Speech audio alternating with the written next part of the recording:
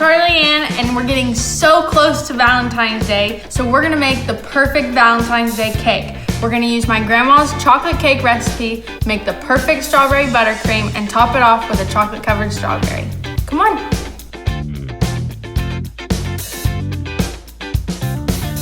For step-by-step instructions for this recipe, make sure to check out my blog.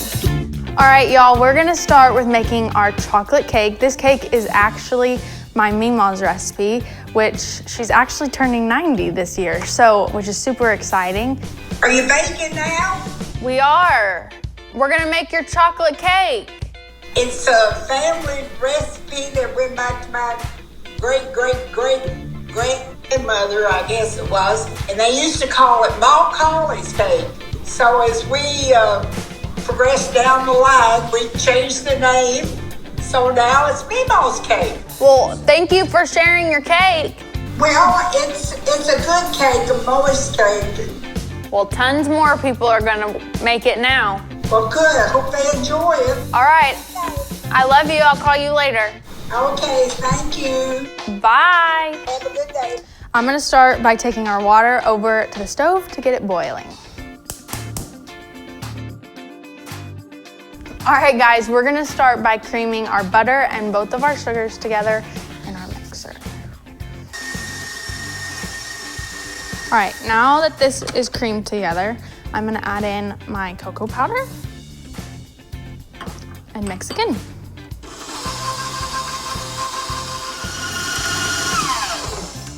Just gonna scrape it down and mix it one more time. It seems like chocolate and Valentine's Day go hand in hand.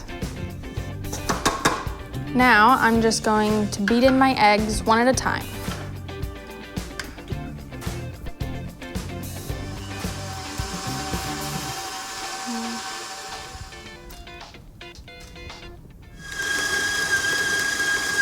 Smells so good. All right, we've mixed it until it's lighter in color and nice and fluffy and light. And now I'm gonna alternate between my wet and dry ingredients. So I'm gonna start and end with my flour. So I'm gonna start with about 1/3 of my flour and mix it until it's well combined. Now that that's just combined, I'm going to add half of my buttermilk.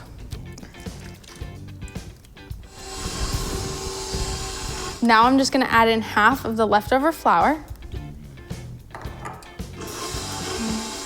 And then I'm gonna add the rest of my buttermilk.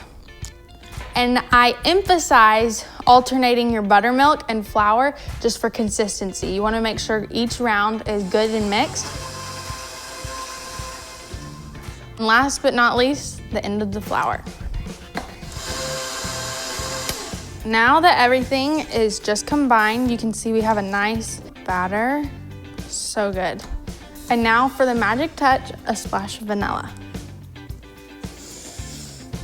Smells so good. You can smell all the chocolate, all that luscious butter, and the delicious vanilla. It smells just like Meemaw's. Now I'm just gonna add my boiling water that I had on the stove to bloom my cocoa powder to bring out the most flavor. I'm just gonna fold this softly just to mix it in without taking out the air that we've already whipped into it. You just wanna keep mixing until all of your lumps are mixed out and it looks like a smooth pudding. Now I'm just gonna pour my batter into my pan. I've already greased and lined a sheet pan, but you can use any pan you want. Now that I'm smoothing this out, I just wanted to point out, look how smooth and vibrant this is. I can actually see my reflection. I'm gonna pop this in the oven at 325 for 30 to 40 minutes or until a toothpick comes out the center clean. And then while that bakes, I'm gonna make another batch and then we can move to our buttercream.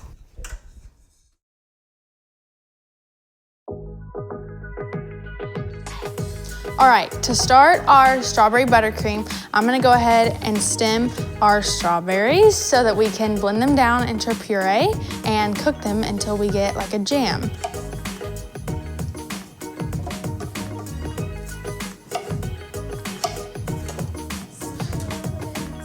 I'm gonna use fresh strawberries just because fresh fruit is always better than flavoring, so we're gonna use fresh.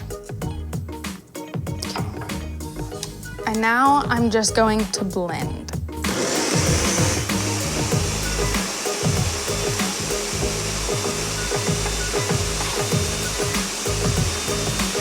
All right, now that this is good and blended, I'm just gonna strain it so that I get all the seeds out before I cook it.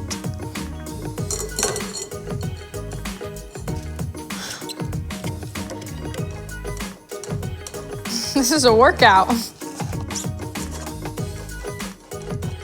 Now I am just pushing through all of the strawberry puree. I just want to keep all of these little seeds back before I cook them down so that they're not in our buttercream. All right, I'm just gonna move this over to the stove and cook it down until it's a nice jam consistency.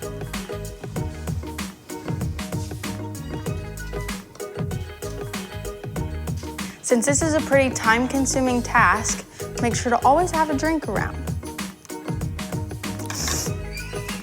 Now that this has pretty much come to a boil and has thickened up quite a bit, so I'm just gonna take this off the heat and let it sit while we make our buttercream.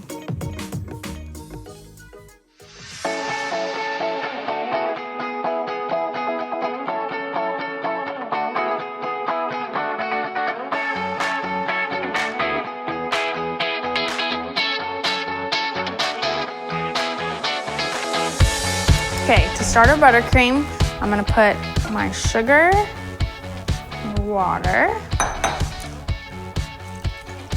over medium heat until it boils. You wanna keep your sugar moving just so the bottom doesn't burn, but you also wanna be super slow so that you don't whip air into your sugar to cause crystallization. For this, you're not gonna go for a super dark syrup. You're just gonna wait until it's just dissolved. I'm just gonna add my candy thermometer so that I can track how hot it is. This is gonna take a little bit, but you wanna go slow and steady to get to 200 so that you don't burn it. You can see now that the sugar is pretty much dissolved, so we're just waiting for the heat to do its job. I'm really close to 200 degrees, so I'm gonna head over and go whip up my egg whites while this keeps cooking. I have my room temperature egg whites. It's super important to have room temperature just so you get that thick meringue before we add our sugar. I'm gonna turn this on to medium-high speed and whip it until our sugar is ready. Now that my sugar is at 230 degrees, I'm gonna take this out. For Italian meringue buttercream, we've whipped our egg whites, and now I'm gonna add the hot sugar while the mixer is on high speed. This is really full. Ah! I might have to split this. Hot, by the way. I have one. Hot.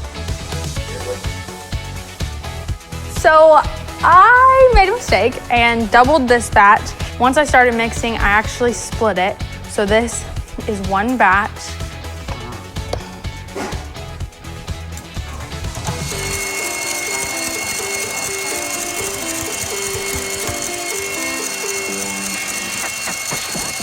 I have whipped my meringue. After I added my sugar, I went ahead and separated half of the sugar and egg white mixture. Ah! And then went ahead and whipped this other half until it's completely cool to the touch. We're gonna be adding this butter just a few tablespoons at a time just so it doesn't overwhelm the mixer.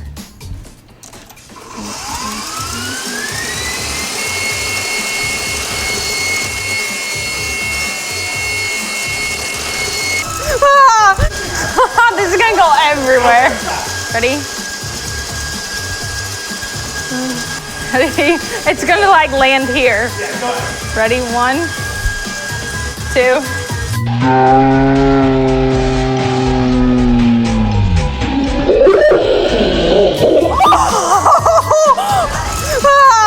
I've whipped in all my butter, and now we have a nice smooth buttercream for our cake. Come on, this looks delicious. Now we're gonna start our second batch.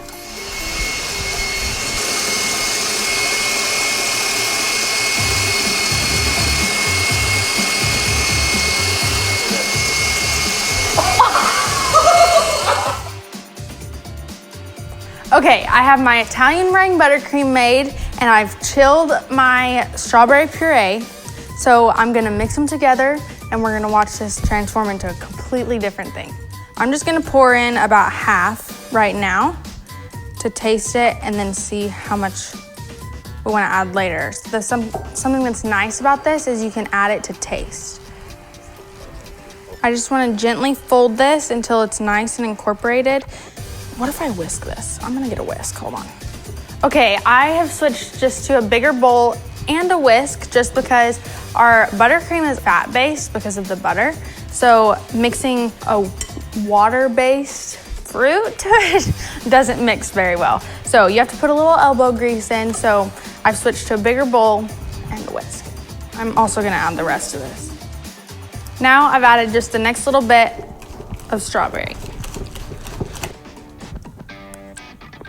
Wow. Oh, that's actually really good. I like that. Okay, I have to do that again.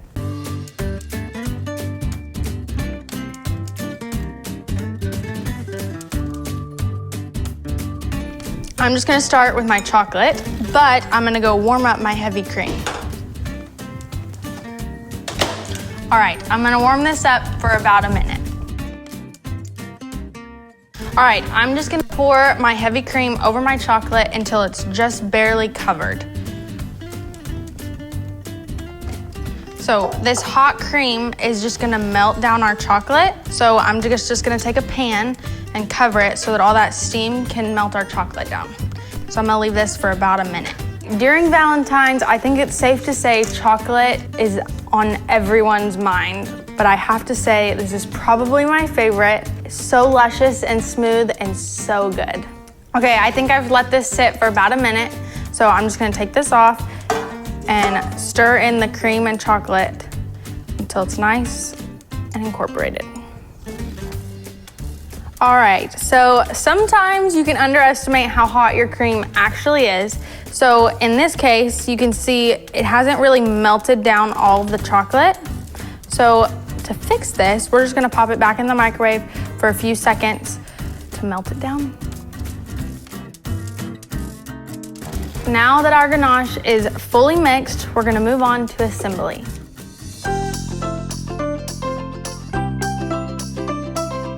My cakes are out of the oven and have already been leveled and chilled, but just a little reminder, you can always use your scraps for cake pops or cake balls.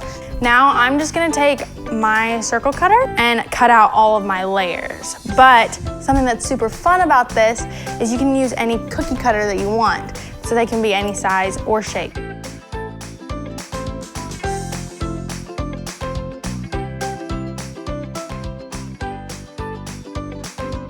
I'm just pushing down, twisting so that it goes all the way through, and then pulling up. All right, now that I've gotten to the end, I just wanna show how I have two spots here that have quite a bit of cake, so I don't wanna waste it. So I'm just gonna cut out half this way, and then I'll go ahead and take it off with keeping it in my cookie cutter, and then line it up with the end of this cake, and you can cut to make another layer. So you've made another perfect layer of cake. In every job that must be done, there's an element of fun. You find the fun and the job's a game. To start, I have just put a piece of painter's tape rolled up on my turntable so that my board will easily stick to my turntable and not move while I'm icing. I'm just gonna put a dot of buttercream on the bottom so that my first layer will stick. And I'm gonna take my cake and just give it a little tap so that it'll stick to the board. And I'm gonna fill each layer. And once I filled it, I'm just gonna take my next layer, stack it on top, and fill it again.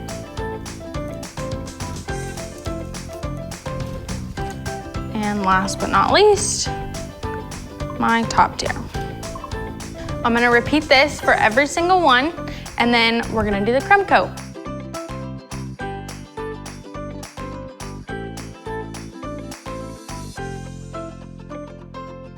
I'm just gonna get these crumb coated and in the freezer so that I can get a smooth finish later.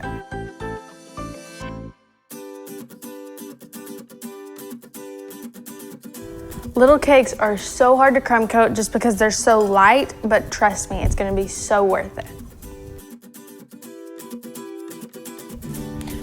All right, now that our cakes are crumb coated, I'm just gonna go back and ice over for the final coat. I'm just gonna take a good amount of icing so that I have enough to work with and start at the bottom and work my way up.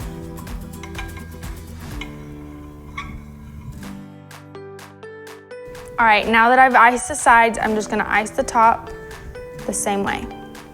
All right, now that the top is iced, I'm gonna go in with a bench scraper and just lightly hold it straight against the side and turn to get a smooth finish. And as you can see, it's kind of built up on the side, which is exactly what you want. You're just gonna go back with your spatula and pull into the center, just smoothing that out. Now I'm just gonna ice the rest of the cakes, keeping them in the freezer in between each icing.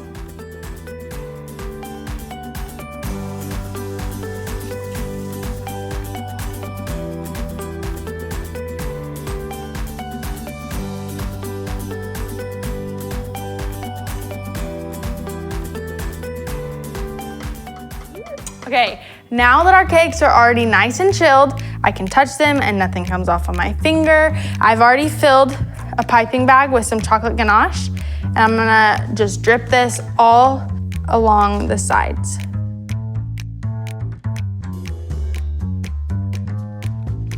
Once my drip is done, I'm just gonna put a little bit on top and then smooth it out. And then for the final touch, we're gonna take a strawberry. I'm gonna hold it from the stem and just dip it into our chocolate ganache and set it right on top. And now you have the perfect Valentine's cake with strawberries, and Valentine's wouldn't be Valentine's without chocolate, so you have plenty of that too. And overall, it's just cute. There you go, it's Meemaw's chocolate cake with our Strawberry Italian Meringue Buttercream and chocolate ganache. I cannot wait to try this one. This tastes like a Valentine's Day bomb. We have a rich chocolate cake, our light and airy strawberry buttercream, and the delicious chocolate strawberries. Y'all remember, y'all can try this recipe out too. Check it out in the blog and let me know how it goes for you. As always, subscribe and ring the bell. Thank you so much for joining me, and happy Valentine's Day.